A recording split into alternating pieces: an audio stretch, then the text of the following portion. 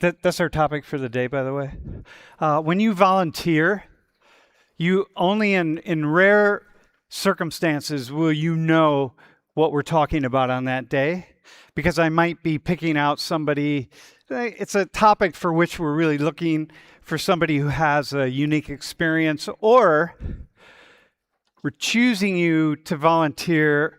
We're asking you to volunteer for a specific reason that you discussed in your application, okay? But like these four gentlemen here, they didn't have any idea until right now what we were going to talk about, okay? So now, with that in mind, keep in mind that means, like the four of you, you're not experts on the Manosphere. You're not experts on anything. I don't expect you to know. To have ideas or to be thinking about it.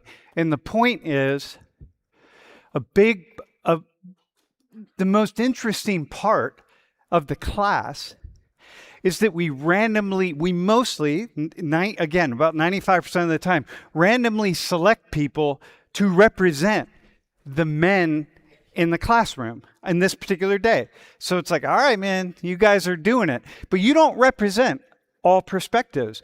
All I'm going to ask you to do is talk about what you know or what you see or what you've come to understand. So when you volunteer, that's all you're going to be asked to do.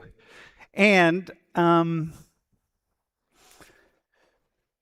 don't want you to try to be all perspectives. And the way this works well, because you all are just going to talk about your own experience. And each time people come up to volunteer, they're going to talk about their own experience, okay? Is that good? That's how we're going to roll here. So that's what makes this so fun, because, this is it. This is like a real conversation. Okay, gentlemen, let's go. Let's just start here.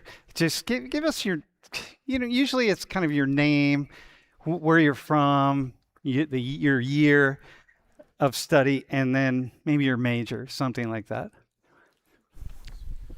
Hi, everyone. I'm Sam. I'm from Bergen County, New Jersey. I'm a sophomore this year, and I'm studying econ. Hi, everyone. My name is Laith. I'm from Amman, Jordan. I'm also studying econ, and I'm a junior. Hi, everybody. My name is David. I'm from Philadelphia, PA, and my major is biomedical engineering. I'm a senior as well. Hi, everyone. My name is Himesh. I'm an international student from Chennai, India. I'm double majoring in cybersecurity and ETI, Enterprise Technology Integration. Yeah. Okay, awesome. It's going to be an interesting conversation. So one thing I just want to say to everybody, so you kind of have a sense of this, I'm really wired up, okay? So when you see me changing things up or when I don't understand something, like right there, you all started talking, and I realized I didn't have my earphone in, so I couldn't. This is connected directly to the microphone, so I can hear you really clearly. And this side, this other mic, I'm talking to my team. So in Baltimore, in Lancaster, in Italy, we have another person on the team in Iraq who joins, Julie in Colombia, and Layla up here, right? So they can talk to me in the middle of class, and then I can talk to them. And then I have the microphone. And so here we are. So sometimes I'm moving all around, and that's just kind of the nature of how it works. All right, so listen, y'all. From what you have come to, from what you've heard, what is the Manosphere? And anybody can go. When I think about the Manosphere, obviously, like, it relates to toxic masculinity and misogyny. But the first thing that I could kind of think about is like the online Manosphere, where it's like, like, I don't know, you guys watch a lot of YouTube or nothing, but like the Jordan Peterson type, the Andrew Tate, very much like wake up at 3 a.m., don't say anything to your daughter, run 50 miles, like very, rugged type of masculinity that is kind of like imposed on what I would consider specifically the youth. Okay. All right, somebody else. I think, I mean, from the word manosphere, it's talking about men with themselves and with their interactions with others. And like you were saying, I think we live in a world right now, especially with social media, that's very like toxic. They teach men to be toxic on both ends with each other So and with women. who is they? These influencers, these people who are talking about how to be a man and how you should, like, I guess the representation of men online is you have to be all of these things. So that's my best guess. And is this? Do you see this in Jordan, by the way? I mean, there are different types of toxicity, I think, in any place. But I mean, there is much more than here of like what it is to be a man, and there are expectations that the society sets, not necessarily by social media. Okay. All right. Yeah. All right. How do you pronounce your name? Hemis? Hemis. So Hemis, first off, you're 18, right? No, I'm now 20. I just now turned 20. Oh But wait, hang on. Yeah, hold it really close. yeah. So I just now turned 20, like few All right, days okay. before. But Okay. So when he says they are teaching people, Laith said, they are teaching men certain things. What are they teaching that you know about, that you've heard about? And David said some things, but yeah. So I think like some expectations which were kept on men in general, at least in the society which I grew up in, back in Chennai, India, or whatever. It's more like men should not cry, or like they should be the one who provides to the family. Like it's always like I have seen two types of genders, mostly male, female in India, and it's like male should be always the one who goes to the work, and they can't become like a house husband or like a homemaker or whatever. so then, so you see this in India. yeah, I do. Is it talked about as the manosphere? Okay, first of all, I didn't know what Manosphere even meant. I just now asked David what that means. And I feel like in current affairs or like current time, it's being spoken a lot and it's being changing a lot, because I feel like the Gen Z or like Indian youth population in general is like speaking about it a lot, and like both men and women or everyone in general like speak about it and make a change in it. And I don't think the norms or like whatever it's kept before is being followed now. Okay. But all right. we are slowly changing it, but it was still like, put upon us when we were growing up. Okay. All right. Hey, Sam, is this just a straight guy thing, or are gay men part of this, or is stuff aimed at gay men too, or? I've never also heard the term manosphere, but from what I'm gathering here, I'd say it definitely seems something more aligned with the straight male population. But you've heard how about toxic masculinity? I've heard toxic masculinity, yeah. Okay, all right. So what I'm getting, so David, you frame this the most, right? What I'm getting is that the manosphere is just like the sphere, right? There's just like this energy out there that comes in lots of different colors and comes at people in lots of different ways. But one of the messages then has been called toxic, or it's toxic masculinity or whatever. So you've heard that. What does that mean? I think when people think of toxic masculinity, it's kind of taking like to an extreme gender roles, and kind of I think it's associated with misogyny and sexism when you think of toxic masculinity. And what is, okay, how often do you hear toxic masculinity, by the way? I feel like it's a pretty popular term that's like thrown around online, whether it's... How about among your friends and stuff? If you get together, like how often do you hear people in your sort of environs or whatever using the term toxic masculinity? I mean, not as often. I feel like if you're hanging out with just guys, probably guys aren't going to bring it up as much, but maybe if you have a female friend, she'll use the term. Mm-hmm. Hey, so David, if you say something and someone's like, someone says, "Yeah, that's an example of toxic masculinity," how are you feeling in that moment? Damn. Yeah, that would be kind of a little bit rough to just kind of process in the moment. I think. Wait, what makes it rough? just because it's like an accusation that is like, you know, in my opinion, defaming. Like, I don't want to live to that standard. I don't want anybody, you know, that I surround myself with to perceive me that way. Okay, so, and you're Nigerian, Yes. right? Is this something in the Nigerian? You're Nigerian American. Yes. Like, do Nigerian men talk about hell this? no.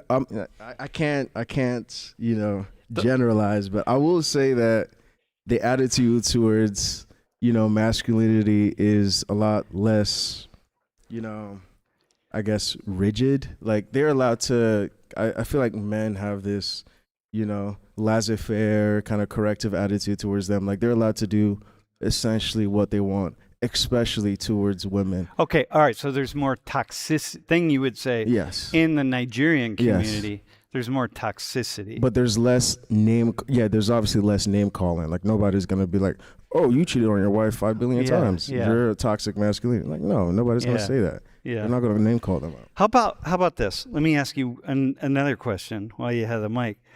Compare toxic masculinity and racism. So someone says, "Oh man, that's the statement you just said is toxic." Not in the Nigerian community, because more likely people will be like, well, whatever. But okay, but just, you know, you're with your friends here at Penn State, right? And someone's like, "Oh, that statement, that's an example of toxic masculinity," versus, "Oh, that's racist." Which one is worse, do you think? Thank you. Here, speak not for you. Mhm. Speak for Sam here, the white guy. Yeah. So You're welcome, Sam, you're welcome. and I'm going to ask you the same question. So someone tells him like, dude, that's a toxic, masculine, whatever, you know, versus, dude, that was a racist thing you just said. Which one do you think is worse for him? Yeah, thanks. I would say that probably racism, you know, kind of cuts a little deeper on like a scale of like of defamation, you know? Yeah. Cuts deeper on a scale of defamation. I love that. That's cool. That's a nice way to say it. I think it is important to mention that, like, Yeah. with, you know, some type of toxic masculinity, it's typically perpetrated by men towards women. Okay.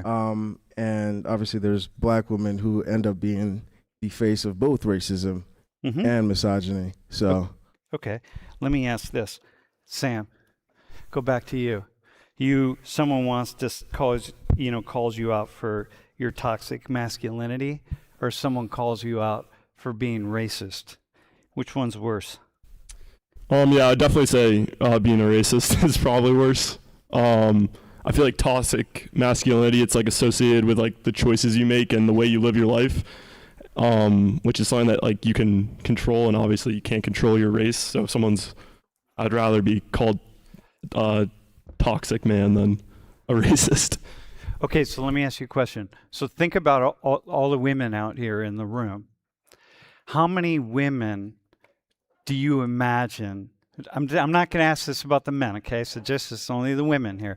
How many women do you imagine would disagree with you? Would say like, dude, they're the same thing, man. Come on.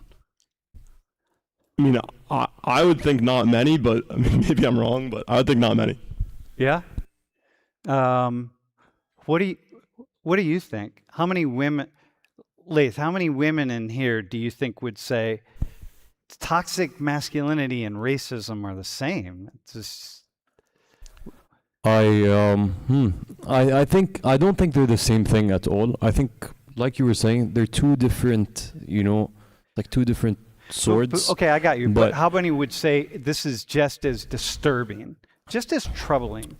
I don't think too many, personally. Okay, all right. Yeah. Hey, can we just do something? Because I'm curious, right? You remember, the reason I teach the way I teach is because I asked my question. I was out in LA and I was having a conversation with a former TA. Well, actually, the very first person that used to sit up here in the front and talk. And anyway, she said, "Hey, do you guys ever talk about the Manosphere and toxic masculinity?" I said, no, let's do that. Like, she said, I wonder what your students would say. And I'm like, yeah, I wonder what my students would say, how much they think about it, and so on. So now I'm going to ask women in here, straight, queer, it doesn't matter, right? Just want to ask you this question, but you really have to raise your hand. How many of you would say, look, from my perspective, they're both equally, it depends on what somebody does that's racist or an example of toxic masculinity or whatever. But essentially speaking, they're both equally as disturbing to me as a woman. Racism and toxic masculinity, they're both equally disturbing. How many of you would raise your hand and be like, yeah, I think so?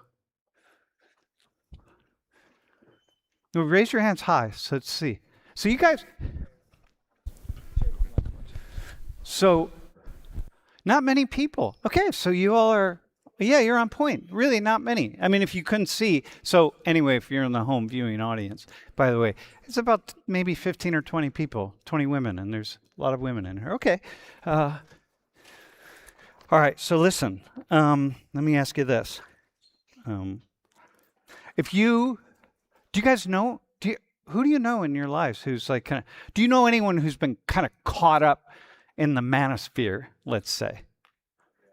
Who do you know, and what does it mean that they're caught up in it? Wait, let me ask you first. Hemis, do you have anybody who you would say is like, yeah, really just? I wouldn't say what type of relation I have with the man, but I know a man in my family who's like, he thinks that women are only for cooking and they should only stay in kitchen, and all they should do is like, clean homes and stuff like that. And he doesn't agree with his wife going outside to work, given that his wife at least completed 12th, like high school, while I guess his highest level of education is 5th grade. But even though he thinks that he should be the one should provide to the family and stuff like that. So, say that okay, so in India, Mm-hmm. that's kind of a classic traditional gender orientation between men and women. That's not new. I would say it's more like in rural areas. Okay. Most probably All right. in villages or town areas. Okay. And mostly in cities and stuff, it's not like that. So how many friends do you have in India, growing up, who Mhm. you connect with, Mhm. who are really doing whatever they need to do to not be toxic, to move away from those ideas and not be toxic and not be part of this? So some of my friends, let's say my female friends back in India, they don't even want to get married early, or they don't even want to because they don't want to be stuck in a circle or dependent on a man, because they are scared that what if some guy is gonna be you know what, you should only stay in kitchen, or you should only you should not go for a work. Or I feel like many Indian men in general, even now, they have some corner in their brain or whatever, they have a thing they should earn more than the spouse. Dude, that's whatever. not. I mean, if you can find a spouse who earns more than you, I'm like, come on, man. It doesn't matter who it is. Yeah, right? and- Gay, straight, whatever. Right. Yeah. So that's a thing which I guess many of my female friends also don't agree with, and because of that also they want to exceed their limits, whatever it is, they want Yeah. to do their higher studies, all those stuff. So I feel Okay. that's some of steps they are taking now. Okay. Hey, okay. David, when I asked the question, people in your life who are caught up in it, you nodded. Who do you know, and what do you mean that they're kind? And I'm talking about this new thing. It's online. It's kind of coming at people, and Yeah, when you ask about that, the first thing I think about is my time in the Army, my experience in the Army. the U.S. Army. Yeah, the Yeah. U.S. Army. And just, no disrespect, but just the general attitudes towards women as a whole, especially in male enclosed spaces, and just the things they would say, you know, it gets pretty rough in those kind of circles. And you know, how about like, okay, yeah. do you have anyone in your because you know, here one of the things that I'm hearing a lot about is young kids, young boys like 13, 14, 15, this kind of thing, who are really watching all these online videos. You know, I think you mentioned the Tape Brothers or someone did this kind of stuff, right? Who are getting caught up in it. Do any of you know anyone? Also somebody in the army, funny enough. But yeah, we actually joined the unit at the same time, and I've kind of like seen him evolve into this like Manosphere type dude. Like, so watching lots of videos. Yeah, watching a lot of the videos. Like we used to kind of troll him a little bit, just make fun of him for, you know, his extreme gym routine, his like isolations. He's one of those people that believes like monogamy is not true. It's like created by, you know, the government or something. It's like he's he's very much into that doctrine of belief. Okay, all right. Yeah. It's great. Everything's created by the government, by the way, to control us. Sam, do you know anybody? Are you like, do you have not on like a personal level, but I know like the type that they're talking about, that like there's some people in my high school probably that get super into that sort of stuff and like that sort of lifestyle, but I don't really have anyone in my personal life that I would say I align with. Laith, for you? I mean, we've all seen here people. Clavicular was just on campus, if you guys saw. And I don't know if you guys have seen the videos of everybody following him, and you notice it's all men, maybe one woman. In general, I think as a society, we've seen so many people. In my life, I've seen people that I know who are taking these things to heart. I don't know why, but it's a lot about, it's the idea of Looksmaxxing, if you've heard of this. I think Looksmaxxing is important, okay? I think presenting yourself well is really important, but not to the extremes that we see online, and not in the sense when you're trying to be a man and live up to these societal expectations. I think that's important, but I think there are limits. I think when you start infringing on other people's rights, what they're allowed to do, that's when it becomes toxic. But being the best version of a man that you can be is what you should strive for as a man. Okay, so but the issue is, okay, so you're Arab, right? So like what Hermes is saying is, but the best version of a man for him, or like what David was saying about Nigeria, a lot of Nigerian men, or you could say a lot of Arab men, or first off, it's not a lot. Look, first off, I want to say something here really fast, since we're in the beginning of the semester. Being a sociologist means that I talk about groups a lot. And I know a lot about groups. I've lived all over the world. I travel all over the world. I don't just travel and go to a resort. I travel and I'm really there. And so I spent a lot of time in the Middle East, a lot of time in India, Africa, everywhere, right? So I'm in that. But being a sociologist means that I make generalizations, because that's what you do. I got to say something about white people or about Nigerians, right? I got Nigeria. We've done several classes on Nigeria and Nigerians. So but the thing is, I have to be really careful when I generalize, because could be considered like a professional generalizer. I know when I'm doing it, and I'm being very careful working around the contours of it, not just throwing things out. Okay, so keep that in mind. That's what we do as sociologists. Otherwise, we couldn't have this class, because I couldn't talk about anything. We talk about men, we talk about women, it's like the queer community. What's the queer community? You know what I mean? Like, there's nothing more diverse than the queer community. There's nothing I could say except nothing, nothing. They would fit everyone in the queer community, okay? So, the thing is, I want to go back to you. When you say, men should be the best version of themselves, well, the people in the Manosphere are saying, yeah, we agree with that. And what that looks like is this over here. And so how do you go back and maybe you could say a little further, because the way you said it, you include everybody who would consider to be toxically masculine. How do I say that? Who would have a lot of views that would be toxic masculinity views.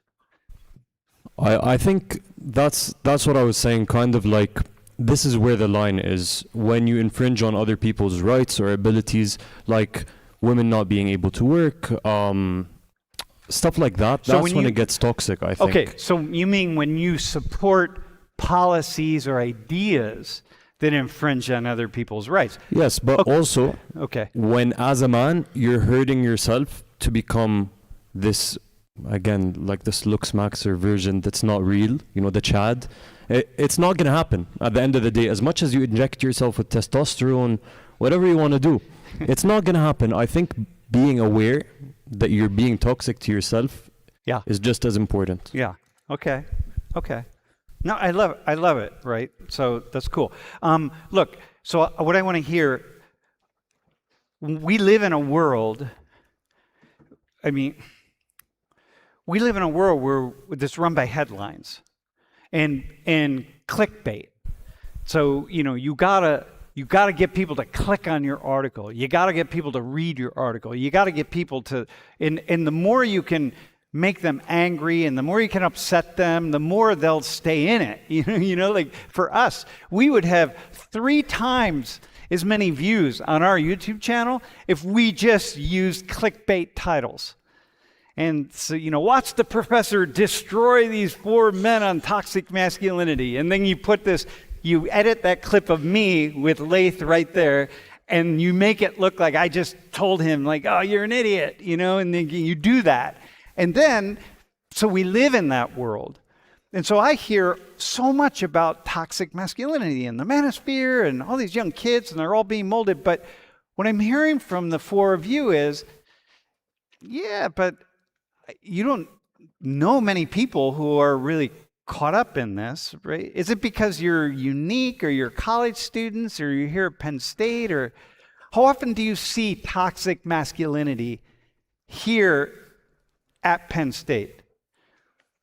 Can I just say really quick? Yeah. I think a really big part of not being influenced by this toxic masculinity is having good male figures in your life. Okay. And a lot of these people who are following this toxic masculinity, they don't have this figure, whether it's a father or your uncle or your cousin, but somebody you look up to and somebody who should show you the way.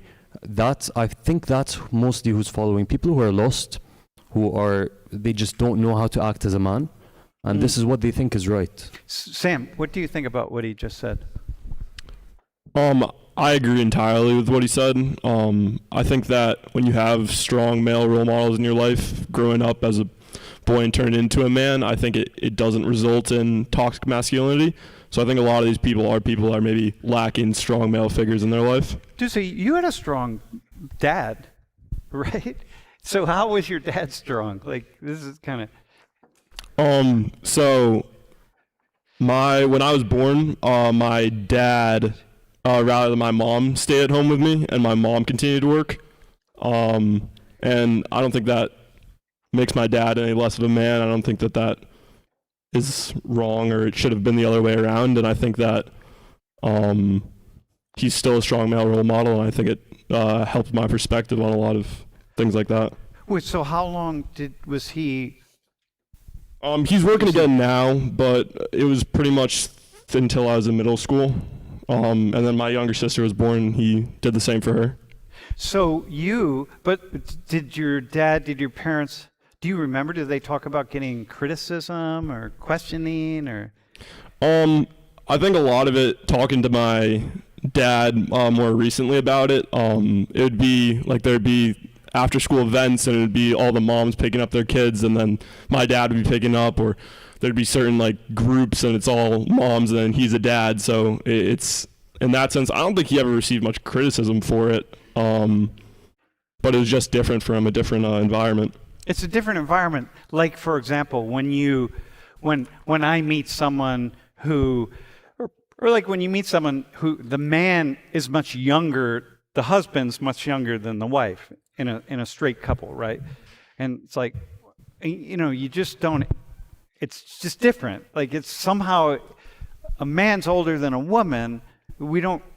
I mean, okay, much older. That's a different story. But you know, like 8 years or so, it's like okay. But when the man's 8 years younger, it's pretty common that you would say like, "Whoa, wait, what? Huh?" David, how about like? Well, first off, dude, his dad stayed home and took care of him. Could you imagine as an Indian guy that you're back in India and that's you, man. You're like, yeah, I'm going to stay home, take care of my kids, and my wife's going to work. And what would people say? First off, could you imagine doing that yourself?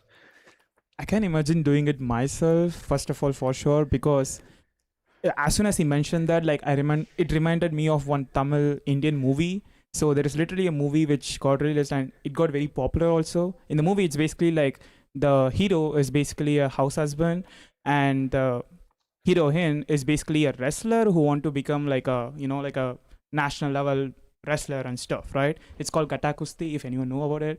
But that movie got so much of like welcomeness, which like, it kind of like changed some perspectives of like many people in general. Yeah. I guess that's what like Indian films in general has a very big influence in India. I would say that for sure, especially in the place where I come from, because I don't know if Wait, you guys, where are you from? So I'm from Chennai, Tamil Nadu. It's like southern part of India. Yeah. Okay. Wait, hang on. Paige, I'm going to ask you a question in a second, but yeah, go ahead. Yeah. I'm not sure. But why I say like movie has a very big influence is like literally our governor of the state is basically a movie actor. And he got like literally famous because of a movie actor, right? Yeah. Okay. So movie play a very big role. And that movie especially changed a lot of perspectives in general, I guess. And, people are slowly changing their perspectives. But then like for sure, like, I don't know how people will perceive it when they see it in real, in real life, in person, compared to movies. Of course, they welcome movies, but I don't know how their reaction would be like in person when they hear that, oh, my neighbor, he is a house husband and the wife provides for the family. I don't know how the neighbors or the society would take that. Personally, I don't think they will take that in a good way. They will have opinions on So you have ways to go. Yeah. But you, David, you'd probably, the two of you seem like guys would be like, yeah, man, if I was married to or assuming you're straight, if I was married to someone who like was working and could afford for us, yeah, rock on, man. Yeah, I mean, absolutely.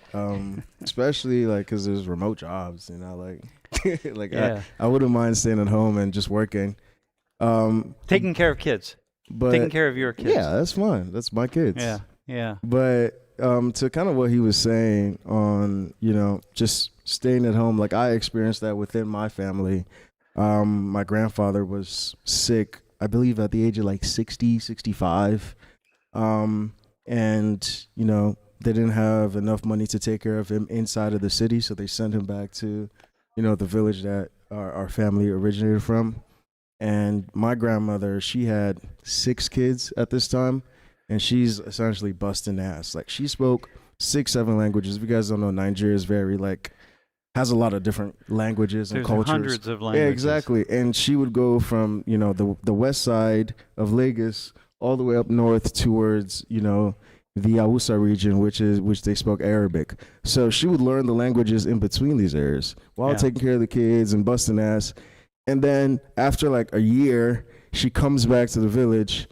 And my grandpa got a kid, So I think that Wait, your grandpa had a kid while she was gone? Yeah, because The one she's taking care of? while she was taking care of the kids, they sent him back to the village so he could get, treatment there. Yeah. But in the meantime, he ended up getting a kid. And now she also has the additional responsibility of taking care of this kid. Yeah. And she just accepted that. And I feel like if the roles were switched, absolutely not. Yeah. Absolutely not. So Yeah. that's why I was kind of saying like they have a little bit more leeway in how much And you represent much more like a younger, all four of you, right, are representing a more of a younger perspective. For you, a younger Nigerian perspective, right? A younger Indian perspective, younger Jordanian. Tej, where do you see toxic masculinity? Because you're also from Chennai, but where do you see toxic masculinity raising its head in India? Or do you see it? Do you not see it? Do you? I'm afraid we don't have enough time for me to get into the details of what I think about this particular topic. But one thing I will agree with a lot of the things that's been said is some of the sad reality of India is media in general is used for mass manipulation on a very large scale. Yeah. Like if I were to take a couple of examples, there was a very, very big protest that happened in India, if anybody knows, in New Delhi, and a lot of we're them. going to talk about that in here. Sweet. So don't bring it up. We're going to talk about it. Okay, Yeah. fine. So moving that aside, when it comes to like traditional masculinity and the manosphere, with this new generation and Gen Z and stuff, especially with we spoke about Andrew Tate and a lot of the speakers, there seems to be a shift from people saying that there used to be this semblance of I'm a man, but I know that because I'm putting maybe other people down. But there's a slight shift in the sense that a realization that I'm a man, but that doesn't mean I can worship my wife or my woman or my girlfriend, and I'm man enough to understand that if she's better than me at something, then by all means go ahead, do what you have to do. But traditionally there has been a kind of roles for different situations, for different scenarios. Yeah. But I mean, I'm probably not from a sociological standpoint, I'm probably not a good person to come up with this, because I come from a family where my mother works in a completely different industry and my dad works in a completely different industry. Yeah. Okay. I'm biased in that So sense. let me ask. All right. Thanks, man. Thanks. I want to ask you, the four of you, a question now. What do women? Where do you think toxic? Let me stick with toxic masculinity. Where do you think it came from all of a sudden? Because it really we started using this term not very long ago. I mean, well, about 10 years ago really is when it started to really come into the lexicon. And where did it come from? I'm not really sure about it. I would say the first thing that I could think about, which kind of referenced toxic masculinity, was like machismo. Like if anybody here speaks Spanish or is from a Latin America country, like the idea of machismo. We don't have any Latinos up here. Yeah, by the idea way. of I represent. No, I'm fine. But the idea of machismo has existed for a very long time. So people have like been talking about this like kind of braggadocious masculine identity that is extremely overimposing, but is really somewhat insecure. Okay, all right. Let me ask you this then. I'm going to switch it a little bit. That's a cool answer. I like what you said, so I'm going to switch it.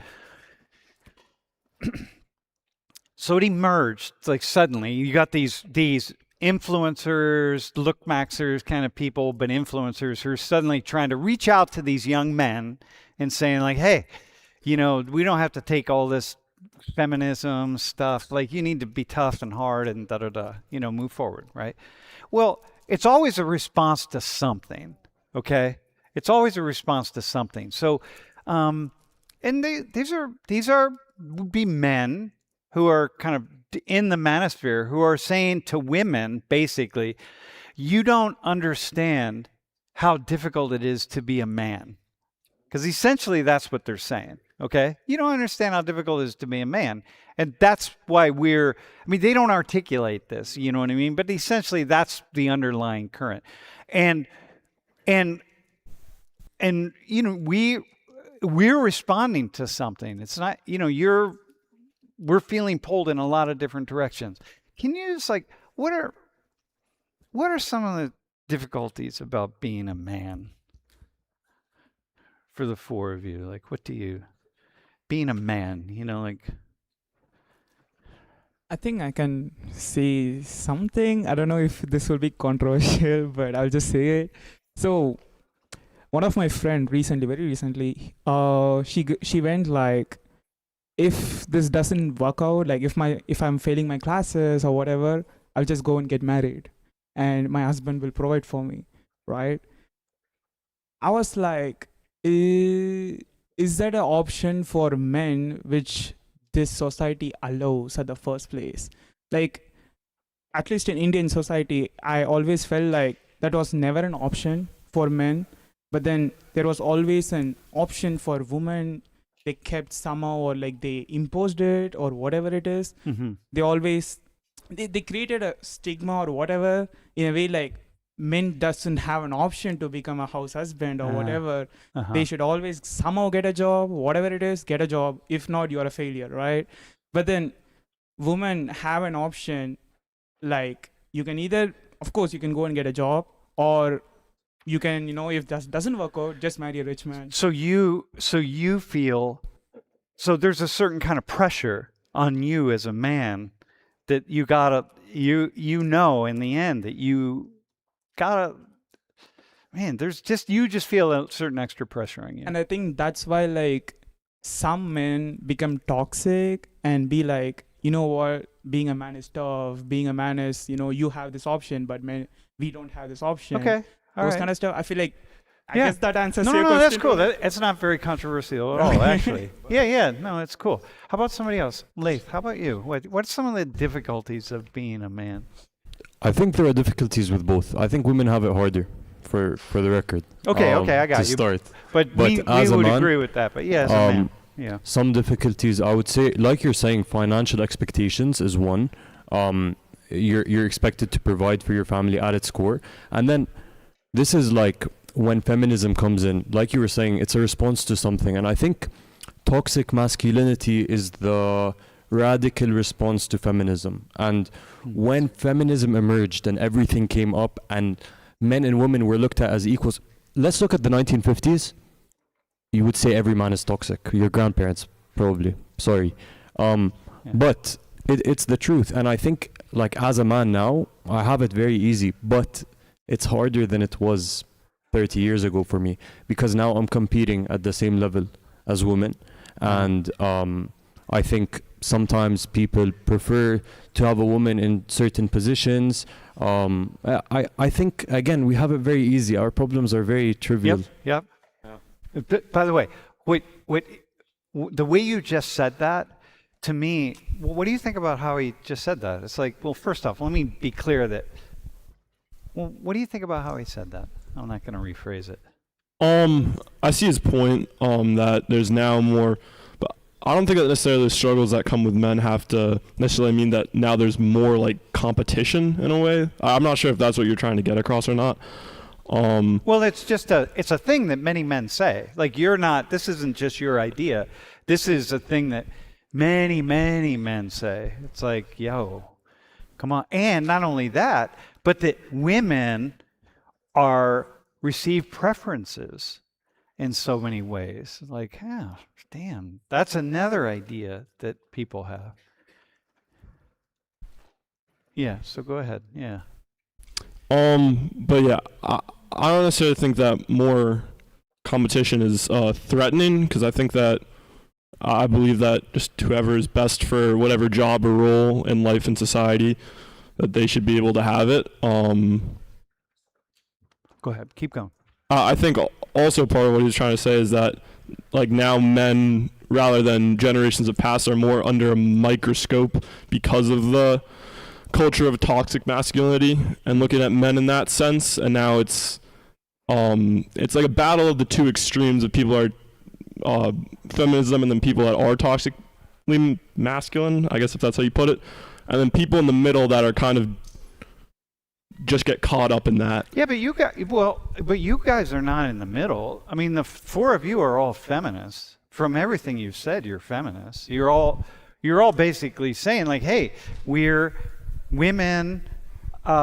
You don't see women as unequal. You see them as equal to you.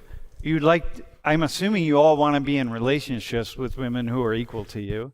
You'd like to be in a relationship with a woman who makes at least, by the way, yeah, look, who makes at least as much money as you. That's pretty awesome. And it's like, and you would, if you're in a relationship with a woman, you are there any of you that don't want that wouldn't want that woman to go as far as she could? Would you try to hold her back? Okay, well that's feminism to me. You know, that's like, okay. You know what I mean? Like, I don't know what else what is feminism if it's not that? You know, you see women as equal to you. I mean, they're not. I mean, you probably could. You're stronger than the average woman in the room. Not everybody. There's probably a few women in here who could bench more than you, but on average, you're stronger and that kind of thing, right? So there are certain things, but, you know, like, okay. Huh. Do we have a question from the stream? Stephen from the UK says, how might public figures such as Andrew Tate influence young men's attitudes towards women and really, yeah, how do they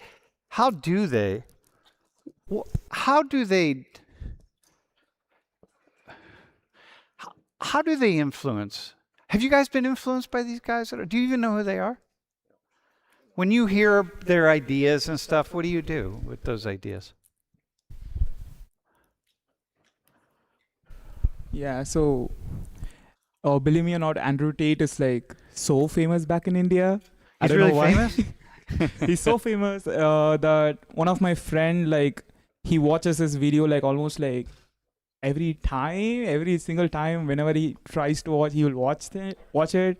And whenever like some reel or anything pops up in his Instagram, he will send to like our group chat and stuff. Like, I think it's a... Wait, is there something about your friend that would lead him to... Wait, hang on. Don't call your friend out. We don't want to know his name. But like... I mean, he's from India. Yeah, all right. Yeah, but people in India will watch this. Too. Oh, okay. All right, so listen. What do you... when he sends that, like, what... In your mind, what do you think about your friend? It's like, dude, why are you sending this? Or... So I know good enough that he doesn't mean anything with that. He sends it as a funny reel, like, you know, like, look at him, something like that. But I feel like sometimes we do like call out on him that, you know, some kind of jokes which you make, like, do you actually mean it, or like, you know, try to understand him. And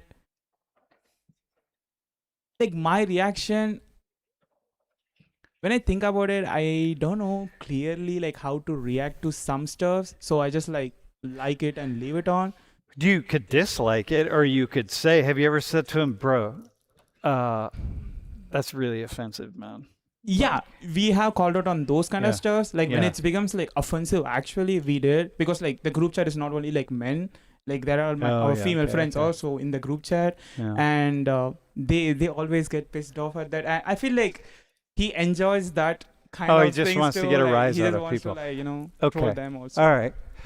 David, how about you? Like these guys, like first off, how much influence do they really have? And I think they have a significant influence on certain populations of men. Like I mentioned, I have a friend in the army. He pretty much believes this. Okay, one friend philosophically. though, but how much? Like, because look, for example, here, Mhm. just look out over this classroom. Okay, look at all the men in the classroom.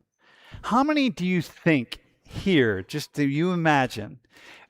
If men in here who think like, oh yeah, I like Andrew Tate. I think he's got they make some really, really good points. What's your gut feeling? I think you'd be surprised. It's probably in the 10 to 20% of men, maybe, that genuinely believe that. Maybe it's just because I've been around some spaces where like this, you know, type of rhetoric is completely accepted. Like in the military. Yeah. Yeah. My perspective on it is like, and I don't want to like put anybody down or nothing. I think it's kind of dumb. I think that, you know, I'm not going to be like, you know, stand on a high horse. I've been in that position where I was kind of like pulled into this, you know, rhetoric. I think I was like 13 though. Like I had the whole like. But you were 13? Yeah, I was a kid. Everybody had that phase when they watched some YouTube videos and it was like feminist reaction. But you were 13. You know, you were in middle school or you were in like early high school. But after that, you kind of probably talked to a girl or you talked to an individual and gained a little bit more perspective about life. Yeah. And you became a more, you know, holistic individual. I think that you're like, there's no way you're that closed off to not have that experience. Yeah. You know, to grow Especially, past that stage, because we have the same rhetoric that I had at 13. Yeah. Do women, is there a similar rhetoric that women have that's toxic in a similar way? Yeah, I mean that would be like misandry, which is like the whole like all men should die thing. It's not as common. It's not nearly as common, and because of like the whole power structure of the world, like patriarchy, it's not gonna have nearly as much influence. So it's practically a non-factor. Okay, let me ask you. Okay, I like it. This is a cool conversation, man. Is it a cool conversation? You enjoying it? I'm enjoying it. Dude, what percentage of men out here think would watch kind of the Andrew, if they were in the group chat that Hemis has, how many would say would agree with a lot of this stuff? What's your gut feeling? I don't think as many as he said. I would say there's probably a handful of people maybe in this classroom that like unironically would watch Andrew Tate. But I think a lot of people watch it more and like it's just interesting to see someone like behave that way. Same thing with people like Clavicular. I think it's just sometimes it's entertaining to watch how they behave rather than necessarily you agree with everything they're saying. Yeah, I got you. Clavicular. It sounds too much like testicular. You know what I mean?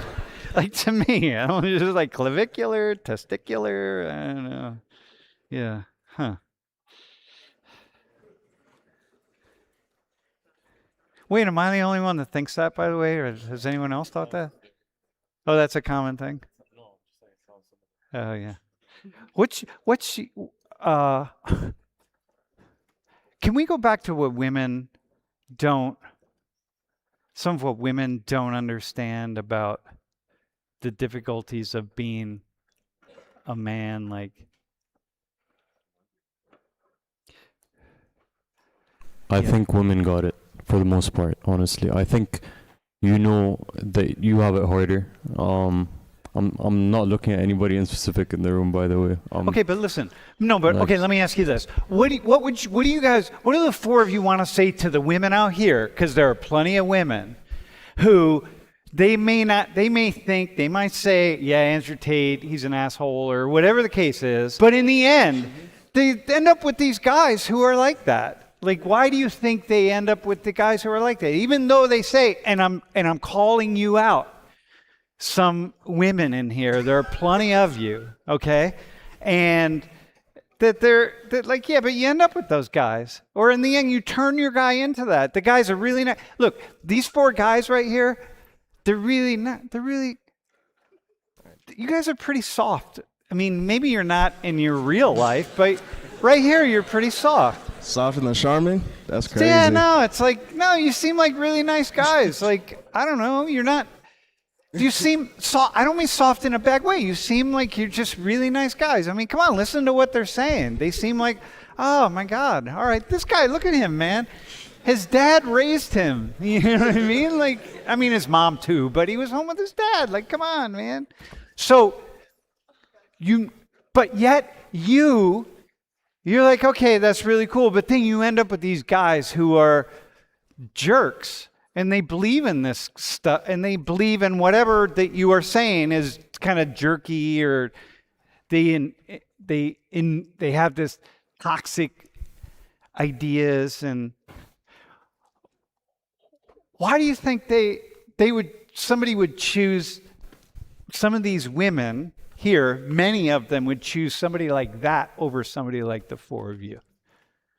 I think it can boil down to two possible things. Like the first is like just oblivion of, the extent at which pride can affect a man, or like imagine a dude who like genuinely believes this stuff, like the amount of entitlement and, just pride that this person has in his life, an ego. So like, and I think sometimes it might be hard to wrap around for somebody who is not, inclined towards that.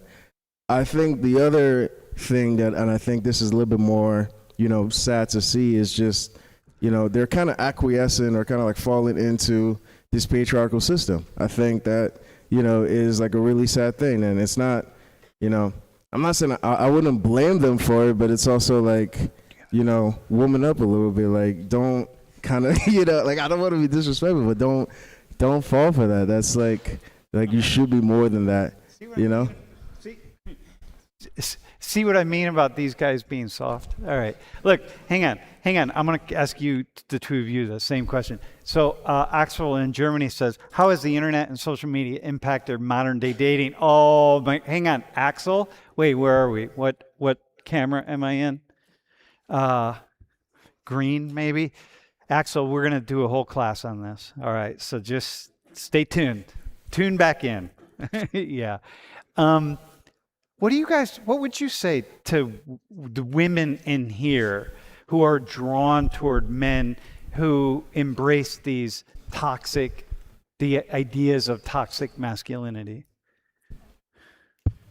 What would I say to the women? Yeah, what would you say to them? Like, what they'd be like, yeah, we see you four guys, but in the end, I'm like, I think I want a guy who's. They may say they don't, but they end up with guys who are like an Andrew Tate or something. I mean, I think that sometimes people there's the extremes of like Andrew Tate's them, but I think some people that are just more masculine people are labeled as being toxically masculine.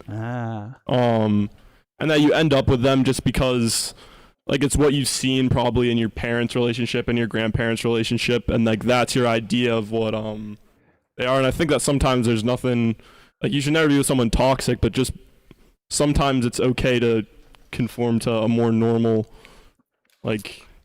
Wait, you just raised a really interesting question that maybe sometimes people get labeled toxic, but you're like kind of maybe that's not really what it is. It's a continuum, you know what I mean? And you're saying, hey, this guy's down here, but maybe they're not really. Maybe they're just a little bit more masculine, but being masculine doesn't mean toxic. You know? Yeah, I think that you shouldn't be afraid to be a man, and I think that you should be proud to be a man without being toxic. Okay. It's a hard line though. Laith, right? It's a fine line because you just like racism and white people, when you engage in like, you know, if I bring you up here onto the table, and we will at some point, and I'm going to ask you to talk about racism, like, hey, talk about what it's like, bro. Talk about what it's like to be black in the United States. And you're going to be sitting here going like, oh, okay, damn, all right. You know, so like you don't want to be toxic. So yeah, of course. I think nobody wants to be toxic necessarily. Nobody wants this labeled on them. I think people have different perspectives of masculinity and what that means. So when you're saying we're all soft, I think this is just our version of masculinity in modern day. I think taking care of, like hopefully in the future, my wife, my kids, this is also a part of being a man in the modern day. Yeah. So I think that's what it is. I think it's just ever-changing masculinity. And you know what's really interesting, you as an Arab man, right? I have so many Arab friends, male friends, and they say the exact same things that you're saying. And in Nigerian friends, I have to say, and they say exactly what you're saying, Indian friends, et cetera, et cetera. So it's like, it's really, I find, it's kind of I think the biggest thing, at least for the Arab community, I'm sure you've all seen, there's a lot of misconceptions about how we treat women, especially now in the media. Islam is the majority religion for most of the Arab countries, and it teaches you how to treat a woman with such respect and with such, not only is a woman like your equal, you need to treat her with such care and kindness, and just take care of your family. I think these are things that most people practice, and those who aren't are not actually practicing the religion correctly. Nah, it's like, dude, it's like there's a whole Christian movement right now where in every household there's one vote, and the one vote is the man's vote. Yeah, exactly. And like all the wives, and everybody have to vote exactly how the man votes, and stuff like that. It's just crazy. Now, does it not happen? It happens. It happens everywhere. Yeah. But, yeah. Bro, do you have a comment? Or NYU friend? Yeah. Hi. I'll stand up. First off, I want to applaud you guys for being up on stage and talking about this stuff. Absolutely amazing. Can I ask them to give them a round of applause, or is it safe? Yeah, dude. Yeah. So my question was to kind of all of you, but I suppose Laith, you would kind of maybe relate to this the most, where in Arab society, men are essentially kind of raised thinking that they can do no wrong. So don't you think, because you guys touched a lot about, you know, the internet and how that kind of influences the kind of toxic masculinity and ideology of men nowadays. Well, don't you think it should actually start in the household, where, you know, raising the next generation to not think that way would remove the cancer of toxic masculinity from society? I think you all would agree with that. Yeah, definitely. I think, like I was saying in the beginning of the discussion, how having some kind of father figure is so important. I think this is the core of it, how you're raised and how you're taught. If you have a mom who is the same way and just following orders, and the husband is, I don't want to say hitting her, but like whatever. Just being mean. Yeah, not right. even Like, violent. I Yeah. think it's at the core. You see, this is what a man is supposed to be like. You grow up to be like that. I think on social media and online, men should actually be like, no, like, listen, this is how you should be a man. This is how, if people don't have access to that, if they don't know what it's like, they shouldn't just look at these figures and follow them blindly. They should know what being a man really is at its core, and it's being respectful, hardworking, taking care of people. That's what all of us want to do, man or woman, you know. But as a man, you should work just that much harder to beat these allegations that were toxic. So, that's interesting. I really think it's important to kind of like point out that not just having like a male father figure is gonna fix positive male father figure is gonna fix everything. Like I don't really think that is truly at the core of it. I think at the core of it is insecurity, right? Is wanting to fit a mold that, you know, has been envisioned for you beyond what you even envisioned for yourself. So because like I grew up with a dad for the first 12 years of my life, and he's in Nigeria to this day. I haven't seen him. But I was able to develop a sense of masculinity outside of that relationship with my mom, right? So I don't necessarily think having a father figure, like if I fell into the mold that this father figure was there, then I would have been, you know, something less of than I am myself right now. I think that you can also find masculinity in a lot of things. One of the ways was comic books. Weirdly enough, like characters, you can see traces of the type of man that you want to be in everybody, that in, you know, all the experiences that you see. My chemistry teacher was one of the, you know, aspects of masculinity that I dived into, and it was the idea of like just being intelligent. Like I thought that was like a not intrinsically a masculine trait, like it's not exclusive only to men, but I was like, this is the type of masculinity that I want to, you know, showcase in my life. So Are you okay? Dude, awesome, man. I love what you guys are saying. Do we have another question from the stream? Do you have one more? Yeah. Okay, go ahead. You guys, are you similar to most of your friends, would you say? Yeah. You four guys? Huh. All right, that's cool. I like that. Yeah, that's cool. Yeah. Damn. Eric from Philly says, what happens when popular psychology adopts niche issues based on questionable or false premises? Oh, damn, man. And how can asking assumptive questions lead to an accurate thing? Oh, shit. Oh, hang on. What'd you put that one up for, man? We can't. That's a whole class. All right, Goni, do you have another one? No, I can't respond to that. DDS, how can views about male promiscuity and the use of the term incel as a slur reflect different or conflicting? Yeah, that's one. You guys know what the word incel is? Yeah, involuntary celibate. Yeah, but involuntary celibate is really just somebody who hasn't been able to find somebody, man. You know what I mean? And then we laugh at the incels and we make jokes and, yeah. Huh. Yeah. I don't know what to think. Do you know what incel is? Yeah. All right, man. Listen. All right, but hang on. Let's do this. Let's bring Julie on.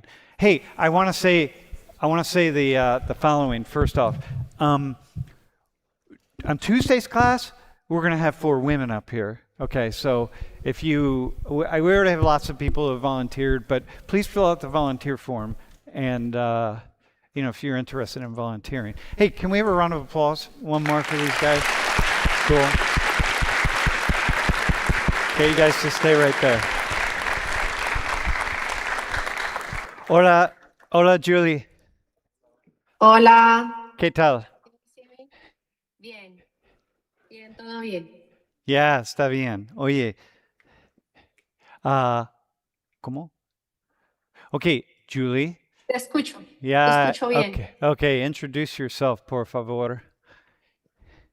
Hey class, my name is Yuli. I'm the course manager and I'm just in charge of everything like behind your grades, your exams, the syllabus, anything that happens like in the administrative world. I'm behind the staff email and that's all you need to know. Just email me through the staff email. Never use Canvas, never use our PSU accounts because it's less likely that we can respond. Yeah, I think that's pretty much some Hey, all the information they need is Julie, tell them why they should never email me and they should always use the staff email. because if you guys email Sam, they will forward that email to me. So let's just save one step because he will never reply. Like not because he doesn't want to, but you know, it's just because I'm here. I might not see the email and then you'll never get a response. But if you send it to Julie, yeah, I will respond. She will send me a message at 2 in the morning and tell me to respond to somebody, and I will respond. I do whatever Julie says, and I do whatever Niche says. So there you go. All right.